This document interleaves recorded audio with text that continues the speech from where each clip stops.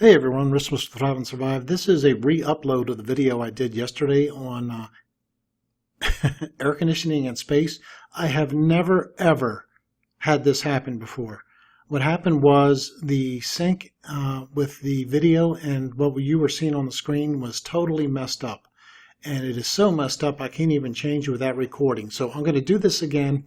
I'm going to make it much faster. Again, the problem is actually on my computer side here, so it's not some kind of screwy anybody playing with it unless I've gotten some kind of virus that does this.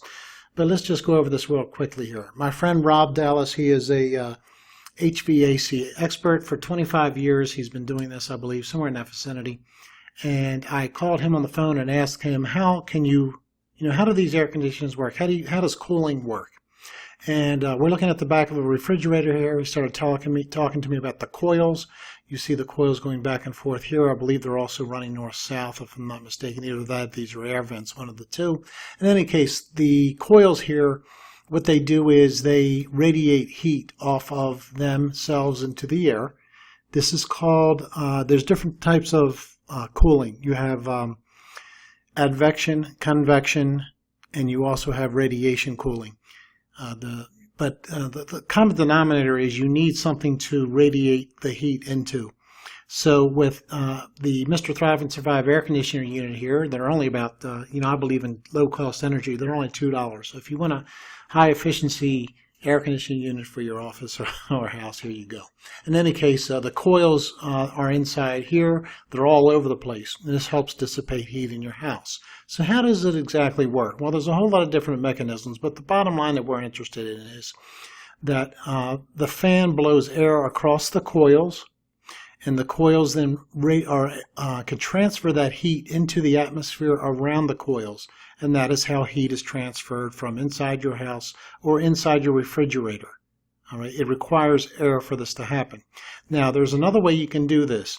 Many people who are technical with computers realize that the processors who have a lot of heat, there's two ways needed to cool them. There is convection cooling, where you have air blowing over the processor itself, and that blows the hot air out the side of the computer. And anybody that's got a computer knows the air can get quite hot coming out of your computer, especially if you're doing a lot of processing. The more work the processor has to do, the hotter it gets. So air is one way to do it. It blows cooler air over the processor itself. The other way it works is radiation cooling, and that is putting a heat sink on top. And what happens there is the heat from the processor is transferred to the metal or whatever it's made out of, the ceramic heat sink, which is placed on top. And what happens is the heat, again, from the processor is transferred slowly into, whatever the mechanism is, the heat sink. And that's another way to do it. But, even the heat sink has to have air blowing over it to get the heat sink device itself to cool. All right, so that's how cooling works. There's basically no other way to have cooling. All right, so with that in mind, let's go to another picture here. Here's the International Space Station with the GoPro curved lens, which again, we're not going to have on our flight. We're going to have 4 cameras. They're going to be true view. And if this is what we see, if we see a curved Earth, then it's a curved Earth. And what's interesting about the International Space Station is that if you go back and look at the archives, you actually have some views that have the Earth almost flat. Some of them have them so curved it's absolutely nuts. And if you've seen that flight where that guy jumped out of the device, and it was the highest recorded jump, I think is what it was. It's the Guinness Book of World Records jump from the highest altitude. That was one of the ones that gave it away, where you had the GoPro camera on the outside. It showed a very curved Earth. In fact, he jumped over New Mexico, and all of New Mexico was in the view below. And that means that New Mexico, according to that, was about 1/5 the size of the Earth when you really look at it. So we know that was a lie. But the guy that jumped out, he had a camera inside also, which faced out. It was behind him. And from that, you could see that the Earth was perfectly flat out in front. So our balloon is going to tell one way or the other, and we are high enough up. I would like some mathematician to contact me, because I want to see exactly from our altitude from different altitudes. You know, I don't know what we're going to get, 80,000, 150,000, somewhere in between feet. And I want you to tell me how much curve we should see at that altitude. Maybe I can do the math, I'm not sure. But in any case, if someone who's good in math could contact me, I've had other people that were good in mathematics contact me, and it works well. But the bottom line here is you have the International Space Station, which goes from sunlight to darkness. All right, so it may have an excuse when it's in the dark, but there is no medium here. There are no molecules. There's no air. All right, I don't care how many fans they have on this thing. You can't transfer the heat into air because there is no air. And if there's no air and you have the sunlight on it, this thing is going to do nothing but bake and get warmer and warmer. Now, a lot of people don't realize this, but the problem in space is not cold, it's heat. Our balloon, a lot of people gave us good suggestions, like having hand warmers and different things like that we put up there with the cameras. That would actually help to defeat our purpose. We need to insulate against heat, not cold. And recently there was a balloon launch that a lot of people saw that had really good telemetry on it. And at the bottom it showed interior and exterior temperature. The interior temperature was quite cold, where it was shaded from the sun. And the part that was outside, which was not shaded from the sun, was extremely hot, well over 100 degrees Fahrenheit. And they were still in the atmosphere. So the problem ends up, you know, when the atmosphere gets thin, and they also had a beeping on there. Maybe I'll do a different segment and talk about that. But, sound also requires a medium to transfer through. In fact, this is a good comparison. Without enough air, you can't transmit sound in this case. Now, of course, you can transmit it through water or other mediums, but there's nothing else as you're heading up through the atmosphere to transmit sound through except air. So as this balloon got up to a certain height, I don't remember what it was, but it's the sound of the beeping. There was a beacon on it, which was just beep, beep, beep the whole time. When it got to a certain altitude, it started to become harder and harder to hear it. And when it got to, I can't remember, maybe 80 or 90,000 feet, you couldn't hear it at all. There just wasn't enough molecules to transmit the sound. And after the balloon burst and it came back down, slowly but surely you could start picking up the sound again. All right. So without medium to transfer the audio, there's also no medium to transmit the heat. So, you've got these black colored solar panels here, which supposedly survive with little meteorites, which travel 30 times the speed of a bullet. And somehow they go through these things, I guess, or these things are so strong they deflect them off. 30 times the speed of a bullet. And I'm going to show you some things that happen in 200-mile-per-hour tornado winds if I can find the right picture. These things would be destroyed in no time. All right. But the heat is the issue here. How do you air condition this with no medium? There's no way to have a heat sink on it. All right. Because a heat sink requires the movement of air around it to disperse the heat. And there's no warm air convection or advection. You can't do either one because there's no movement of air. That requires movement of air. And you can't do that from the movement of air from the inside. It's got to be transferred away from the space station. All right. Otherwise, you could cool your air conditioner from inside your own house, and you can't do that. That's why the coils are outside on your air conditioner. The refrigerator the heat has to be dispersed on the back of the unit through coils. It can't be dispersed inside the unit itself. So there's no way to disperse heat inside the unit. Now, so again, what the science tells us is when you have no molecules and you're in space, you're pretty much going to be at absolute zero temperature, which is interesting. So let's just say this little area here that's obviously in shade, this will always be at absolute zero until the sun hits it. As soon as the sun hits it, it's just going to continually heat and heat and heat and heat until it either gets shade or has something interfere with it to stop the heating process. Now, the International Space Station has a little bit of an excuse because it goes from sun to dark. I would say within an hour or two, any metal that's up there that mankind knows that can survive would not work. And guess what? Solar panels, I've got them on my house. They start greatly diminishing their effectiveness right around 90 degrees Fahrenheit. We're talking probably temperatures in the 500 degree Fahrenheit minimum temperature here. And not only that, but they're bombarded again by supposed meteorites, Okay, and I've shown pictures where there was paint taken off the space station, and people say, "You're an idiot, Rich. Don't you realize that there's little meteorites taking the paint off, and yet, they're moving 30 times the speed of a bullet, and they don't go through these little teeny wafers here." All right, and these are all electrical connections, and they're hooked up either in series or parallel. So you break one of them, the whole thing goes down, or can go down if you hit the right one. But this thing lasts year after year after year, baking in the heat. And nothing melts, there's no problem with this. All right, now let's go on to the next one. Here is the Hubble telescope. Same problem you'd have with the solar panels. What are the solar panels doing anyway? Okay, giving it power. How does this thing maneuver? How do they turn it to face different stars? All right, there's no big fuel tanks attached to this thing. And this thing's been up there forever, and there's no earth in the way. There's no shadow to block this thing. So it's sitting there, and I put red on. This is just a copy over here. This would be the true color of this whole thing. All right, and I put it a little pitting of red here, as the meteorites would go through this thing and no problem. And it's got a glass front here that's looking at the stars. Come on. And yet meteorites 30 times the speed of a bullet are going to just bounce off this glass, not even pit it. All right, this thing would be glowing. This would be a crispy critter. All right, that's what this thing would be by now. It just bakes and bakes and bakes in the sun. And there's no way around this. There's no refrigeration. This looks like aluminum foil. I don't care what you have up there. It's going to be so hot. And how did it get through? There's not only the Van Allen belts, but when you study, there's also, check this out. They discovered, if I'm not mistaken, NASA discovered in 1994 a new plasma ring. There's other plasma rings, but they discovered a new one which totally surrounds the Earth. And it's called cold plasma. And guess what? Cold plasma is much, much more in temperature than it would take to melt steel. And that's the cold plasma. There's other hot plasma that surrounds the Earth.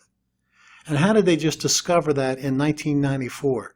Didn't they go through this in the 1960s? Nobody asked these questions. But this is this thing would have long ago just baked, turned this color, and just fell apart. But we're supposed to believe this is out there baking in the sun, day after day, day after day. There's no night.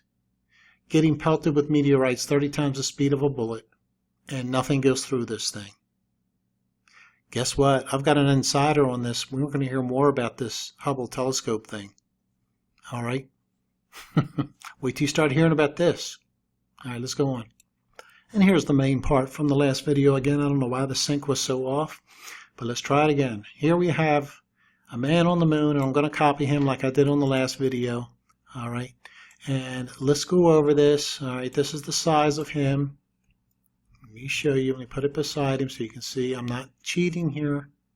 All right, same size as the guy. Let's drop him off over here for the moment. From this part down, all right, this remains on the moon. The whole purpose of this was just to land on the moon. And as I said in my video yesterday, no human being, there was a mock-up of this done. No human being was ever successfully able to land this on the Earth. There's a famous film, I believe it's Neil Armstrong, on probably his 25th attempt to try to land this thing. And just before he gets, I don't know, within 30 feet of the ground, there's this big explosion at the top. That's him ejecting out because he realizes it's going to crash. Every astronaut, every time they tried to land this thing, crashed and burned. They ejected, and then the thing just exploded upon impact. They couldn't do it. They couldn't land it.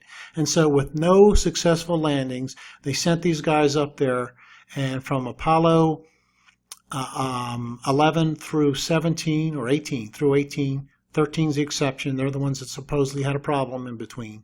So 6 times they went up there and landed this thing perfectly. And not one time could a human being landed on the moon.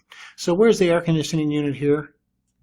All right. You got all these antennas, a VHF antenna. I guess that's to watch Leave It to Beaver. All right. 5-band satellite antenna. And it's steerable antenna. I'm sorry. Why would you need to steer it? And what are you going to pick up? Here's a radar antenna. I said this yesterday. And it's pointing towards, it's pointing lateral. Now see, on an aircraft carrier, we had the same thing. And when anybody was up on the flight deck, this thing wasn't allowed to be on.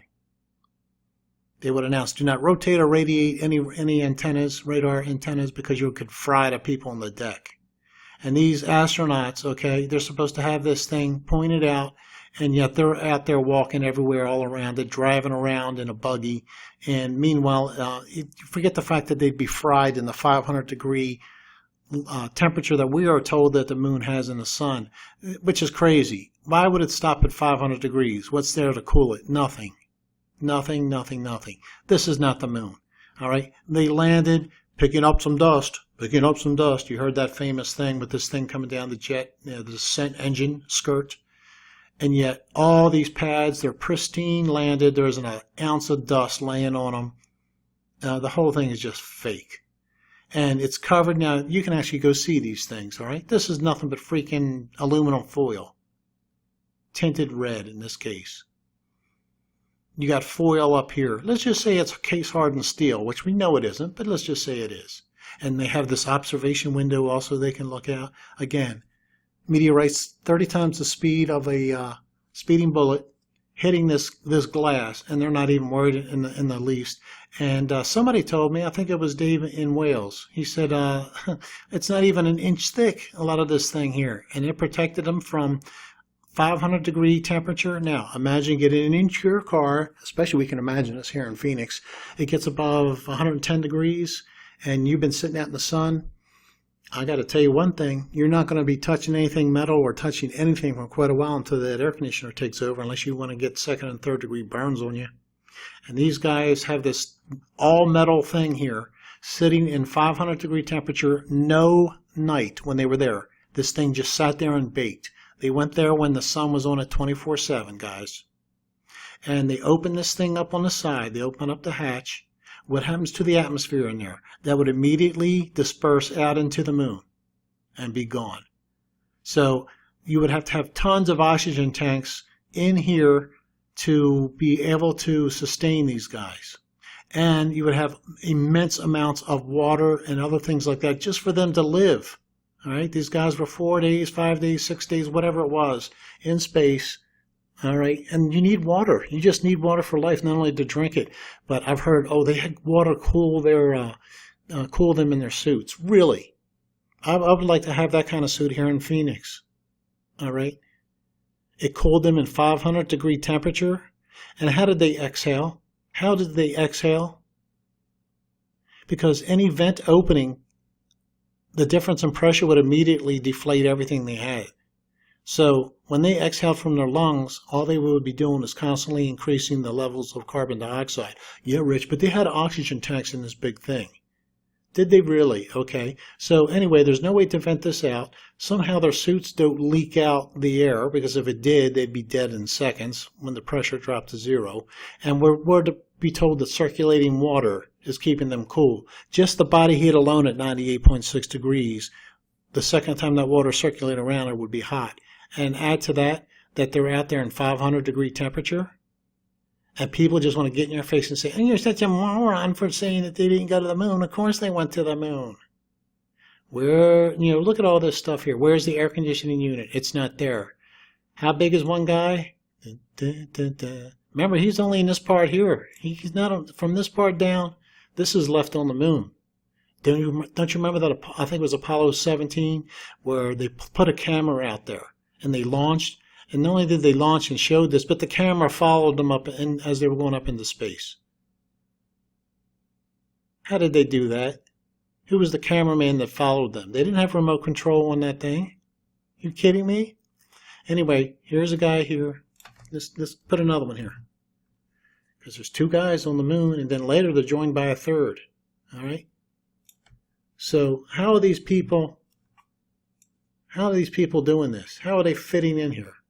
They're not. They're not fitting in here. And then where's all the oxygen tanks? Their food. They brought back all these tons of rocks over so many flights. I don't know how many rocks they brought back each time. All right. So how did they fit all this stuff? Okay. Are you kidding me? 3 astronauts alone with their equipment is bigger than this whole top part here. Use your brain, use your senses. You'll know we didn't go anywhere near this place. Well, we went near this place. This was a studio over in the UK, I believe. That's it, guys. This is the resync version that works well. I can't believe what happened to the last video. Take care.